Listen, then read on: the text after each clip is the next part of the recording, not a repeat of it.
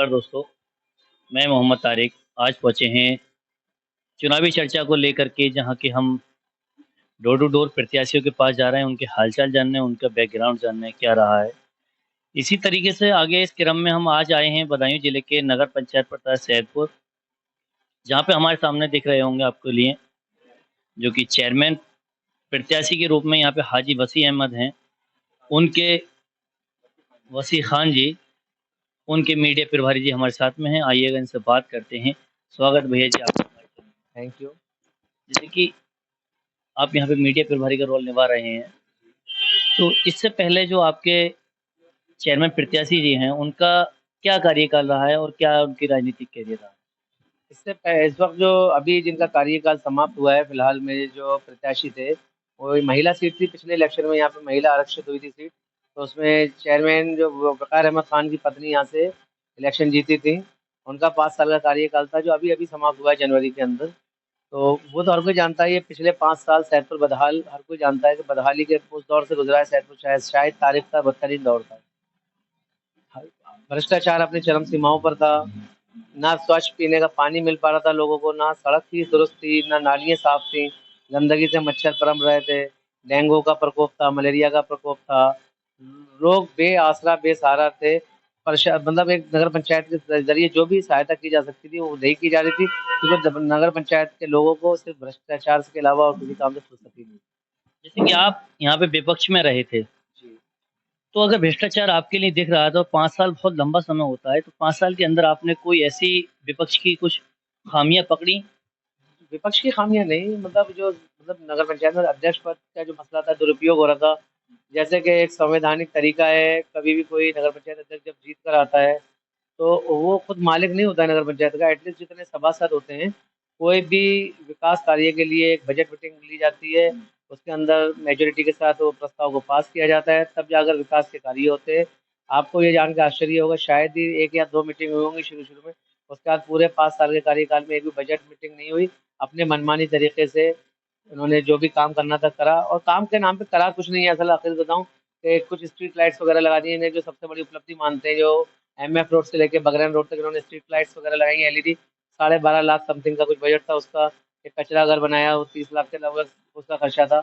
आपको ये पता होगा शायद, उत्तर प्रदेश सरकार की जो योजनाएं हैं, वित्त 14वें वित्त में, 15वें वित्त में लगभग लगभग 20 करोड़ से ज़्यादा की रकम सैदपुर नगर पंचायत के विकास के लिए आई थी। उसमें से 8-9 करोड़ रुपए लगभग सैलरी और पेंशन वगैरह के हो जाते हैं कर्मचारियों के। उसके अलावा 12-13 करोड़ रुपए के अंदर अगर उपलब्धि के नाम पर देखा जाए, तो ये लोग सिर्फ यही दिखा सकते हैं कि 12.5 लाख रुपए के इन्होंने खंभे लगाए हैं और 30-35 लाख रुपए के बजट से इन्होंने कचरा घर बनाया है। बाकी पैसा कहाँ है, इसका कोई अभी अता पता नहीं है। मैं आरटीआई एक्टिविस्ट रह चुका हूँ। इससे पहले के जो पूर्व चेयरमैन थे, उनके कार्यकाल में 2017 में मैंने बहुत बड़े भ्रष्टाचार ओपन करे थे। उसका असर ये हुआ था, जो मैंने आरोप लगाए थे वो सिद्ध भी हुए, और विजिलेंस द्वारा इससे पहले वाले जो चेयरमैन थे, उनके ऊपर एफआईआर भी दर्ज हुई है भ्रष्टाचार को लेकर।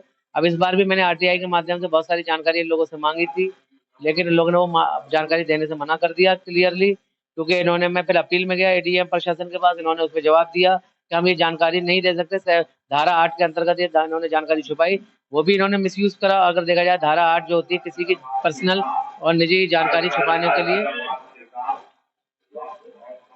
निजी जानकारी, धारा 8 जो आरटीआई के अंदर सेक्शन है, वो सिर्फ इस बात की छूट देती है किसी की निजी जानकारी नहीं दी जा सकती, जबकि ये निजी जानकारी नहीं है। नगर पंचायत में जो पैसा है वो जनता का ये तो पैसा है। सार्वजनिक जानकारी है। जी राइट। तो इन्होंने उसे भी मिसयूज करा, मिसगाइड करने की कोशिश की एडीएम प्रशासन को। इंशाल्लाह उसको देख लेंगे इन लोगों को, हम बाद में कोर्ट में देखेंगे। अभी तो फिलहाल हमारा फोकस पूरा इलेक्शन पर है। जैसे कि विपक्ष के जब आप रहे थे, तो आरटीआई का जब जवाब धारा 8 के तहत नहीं दिया गया, तो इस चीज़ की और भी धाराएँ हैं जो कि मान लो हमारा सार्वजनिक तौर पे। शायद आप जाके देखिए, मुख्यमंत्री का जो पोर्टल है, आदरणीय मुख्य योगी आदित्यनाथ जी का एक पोर्टल आईजीआरएस पे, मैंने बहुत सारी कंप्लेंट, या खाली कंप्लेंट भी नहीं, बहुत सारे सजेशन भी गांव के हित में दिए हैं मैंने विकास को लेकर। उस पर बहुत सारे मुझे पॉजिटिव रिजल्ट्स भी मिले। लेकिन कहीं ना कहीं यहाँ पे नगर पंचायत के कर्मचारी और प्रशासन जो था इस समय, नगर पंचायत का जो प्रशासन है अंदर का, और यहाँ के चेयरमैन की मिली भगत से भ्रष्टाचार पनप रहा था, और करोड़ों रुपए का गबन हुआ है। इंशाल्लाह अगर हम जीत कर आते हैं, तो बहुत जल्द यहाँ के लोगों को एक बहुत बड़ा खुलासा भ्रष्टाचार के रूप में खुलेगा कि क्या क्या इन लोगों ने घालमेल करा हुआ है। जैसे कि यहाँ पे जो अभी घोटाला चल रहा था, जैसे आपने कहा था कि मीटिंग एक भी नहीं हुई, जी, बिल्कुल। तो उस टाइम पे जो सभासद थे, उन सभासद ने कोई विरोध नहीं किया। नहीं, सभासदों ने एसडीएम से लेके डीएम से लेकर कमिश्नर तक सारी जगह लेटर लिख के पेपर कार्रवाई करी, लेकिन उसका कोई रिस्पॉन्स नहीं मिलता। आप समझते हैं, जब ये प्रशासनिक कार्य जो बैठते हैं, जो भी अधिकारी वगैरह होते हैं, ये अधिशासन अधिकारी हैं, वो जो लिपिक वगैरह होते हैं, इन लोग वो ऊपर से लेकर नीचे तक सब लीपापोती करते रहते हैं। अदरवाइज पब्लिक के लिए तो कुछ इसमें काम करने का सवाल ही पैदा नहीं था। और सबसे बड़ी विडंबना ये है, आज जिस पार्टी से प्रत्याशी खड़े हुए हैं वक़ार अहमद खान, भारतीय जनता पार्टी से, आदरणीय योगी आदित्यनाथ जी, प्रधानमंत्री नरेंद्र मोदी जी ने बहुत सारी योजना जनहित में चलाई हैं। हम उनका आभार व्यक्त करते हैं, हमारे प्रधानमंत्री, हमारे मुख्यमंत्री हैं। ये अफ़सोस इस बात का होता है, पार्टी ने ऐसे लोगों को टिकट दिया, जिन्होंने 5 साल तक पार्टी का पैसा आने के बावजूद, हमारे गाँव के अंदर पैसा आया है, रुपया विकास के रूप के लिए आया, उस पैसा देने के बावजूद नाशुक्रिया अदा करते हुए बल्कि पार्टी को और कहीं न कहीं मुख्यमंत्री और प्रधानमंत्री को बदनाम करने का काम करें। इन लोगों ने कहा पैसा ही नहीं आया प्रशासन द्वारा, हम क्या कार्य करें? क्या लगता है कि पार्टी ने ये जो टिकट दिया है गलत तरीके से दिया है? वो तो खैर पार्टी की अपनी पॉलिसी है, अपने फैसले होते हैं, हम उसके ऊपर कुछ हस्तक्षेप नहीं कर सकते। लेकिन मैं आपको बताना चाहता हूँ कि इस चीज़ के बारे में तो पार्टी को जानकारी लेना चाहिए थी कि जो कैंडिडेट 5 साल तक पार्टी को बदनाम करता रहा कि पार्टी के द्वारा कोई पैसा नहीं मिल रहा है विकास के लिए, और हम कहाँ से विकास करें, पैसा ही नहीं आ रहा है ऊपर से, और पार्टी ने जबकि पैसा दिया, तो इस चीज़ का नोटिस तो आप पार्टी को लेना चाहिए था। इसमें हमारा रोल तो नहीं है ना उसमें कुछ। और रही बात भ्रष्टाचार के ताल्लुक से, तो पिछले जो 2012 से 2017 साल तक का जो कार्यकाल था भ्रष्टाचार का, उसके अंदर जो ये आज के मौजूदा चेयरमैन हैं, इन्होंने कभी प्रश्न नहीं उठाए, वो भी भ्रष्टाचार मैंने ओपन करा। और आज का जब 2017 से 2023 तक का जो कार्यकाल है, तो पिछले चेयरमैन इनके ऊपर कोई प्रश्न नहीं उठा रहे हैं, कोई भ्रष्टाचार ओपन नहीं करते। तो मैं तो इनसे यही पूछना चाहता हूँ, ये रिश्ता क्या कहलाता है आखिर? रिश्ता क्या कहलाता है? हाँ भाई, भ्रष्टाचार एक बड़े-बड़ों की मिसाल है, तुम मेरी मत कहो, मैं तुम्हारी नहीं कहूँ वाली कहानी है। इन्होंने उनके ऊपर आरोप नहीं लगाया, ना उनका भ्रष्टाचार को देखा, ना आज वो पुराने वाले उनका मतलब सही तरीके से इनका एहसान का तो बदला क्या दे रहे हैं। लगता है कि 2012 से लेके 2023 तक लगातार आपके सैदपुर में नगर पंचायत में भ्रष्टाचार फैलता चला है? जी, बिल्कुल, इसके लिए तो देखो बहुत सी जनता है जो खुल के कैमरे पे नहीं बोल सकती। हर इंसान होते हैं, अपनी परिस्थिति होती है, किसी रिश्तेदारी हो, कोई दबाव में होती है। लेकिन आप अगर ऑफ कैमरा जाके बात करेंगे तो आपको 99% जनता ये कहते हुए मिलेगी कि आसरा आवास के नाम पे इनसे रिश्वत ली गई, राशन कार्ड के नाम से इन लोगों पर रिश्वत ली गई। अभी जो आवास बना, प्रधानमंत्री आवास योजना के अंतर्गत 2.5 लाख रुपए, 2,85,000 रुपए दिए जा रहे हैं। वो देने के लिए भी इवन 26,000 रुपए तक इन लोगों से कमीशन लिए गए हैं। जबकि यहाँ ये पे कह इतना देते हैं कि ऊपर जा रहा है, ऊपर से सेटिंग के पैसा आएगा। इन्हें शर्म आना चाहिए, डूब के मर जाना चाहिए इन लोगों को। अलापुर भी हमारे पास में है, और हमारे पास में आगे दातागंज भी, इन दोनों जगह भी लोगों को 2.5 लाख रुपए मिला है, लेकिन 1 रुपया भी रिश्वत का नहीं गया है। तो आखिर ये ऐसा कौन सा निजाम है कि सैदपुर वालों के लिए 26,000 रुपए कमीशन देने का 2.5 लाख रुपए पास होगा? क्या लगता है इन्वेस्टिगेशन का विषय है कि भाई इतना लंबा भ्रष्टाचार क्यों आखिर? इससे कहीं ना कहीं किन सरकार लोगों ने ये लिया है? किन लोगों ने लिया है? कोई नाम? भाई नाम तो मैं अभी देखो, ये इलेक्शन के बाद सारी चीज ओपन हो जाएगी। नाम तो क्या है, पूरी जनता जानती है, सब जानती है, तो ओपन करने का कुछ फायदा नहीं है। अभी तो क्या ऐसे है, कोई नाम जिन लोगों से रुपए लिए हों? बहुत सारे हैं। ऑफ कैमरा मैं आपको चाहिए तो बहुत सारे लोगों की वीडियो भेज सकता हूं, बहुत सारे लोगों से कहलवा दूंगा। लेकिन ऑन कैमरा लोग कहने से डरते हैं, आप भी समझदार हैं।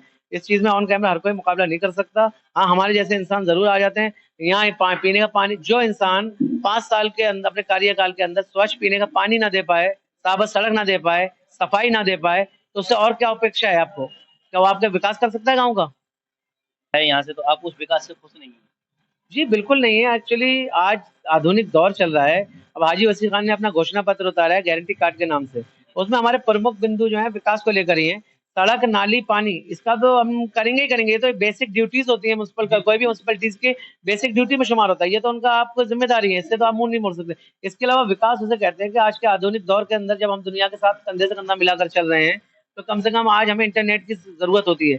हर घर के अंदर इंटरनेट के स्मार्टफ़ोन्स और इंटरनेट से चलने वाले गैजेट्स मौजूद हैं, जिनके लिए इंटरनेट दरकार होता है। आज गरीब से गरीब, मतलब मिडिल क्लास फैमिली के अंदर भी 2, 3, 4 स्मार्टफ़ोन मिल जाएँगे, और वो भी इंटरनेट रिचार्ज कराते हैं 200, ₹250 महीने का। अगर एवरेज लगा लो 700-800 रुपए, एक एक मामूली बात, ₹500 पकड़ लो। ₹500 महीने का इंटरनेट यूज़ करके अपने बच्चों को इंटरनेट प्रोवाइड कराएँ, चाहे पढ़ाई के लिए हो, अन्य सहायता के लिए हो। हमने सबसे पहला फ़ोकस कराया, हम नगर पंचायत सैदपुर उत्तर प्रदेश के मानचित्र के ऊपर पहला ऐसा नगर पंचायत होगा, जहाँ हमारी सर हम इंशाल्लाह इलेक्शन जीतने के बाद मुकम्मल तौर से इंटरनेट को वाईफाई की सुविधा से लैस करते हुए लोगों को इसके बाहर से पैसा खर्चा करने से निजात दिलाएंगे, और हर घर तक हम इंटरनेट पहुंचाएंगे, ताकि हमारे सैदपुर के नौजवान भी दुनिया के साथ कंधे से कंधा मिलाकर चल सके। आपका जो एजेंडा है, जो आपने गारंटी कार्ड बनाया, उसमें कौन-कौन सी शर्तें मुकम्मल की? शर्त ऑलरेडी, जैसे हमें बहुत सारी शर्तें हैं। एक तो हाउस टैक्स के रूप में जिस यहाँ पे जिस तरीके की धांधली होती है, उसका संविधान और कानून के हिसाब से जो भी रास्ता निकलेगा, किसी भी तरीके से लोगों को उससे निजात दिलाने का काम करेंगे। पानी का टैक्स से निजात दिलाने का काम करेंगे।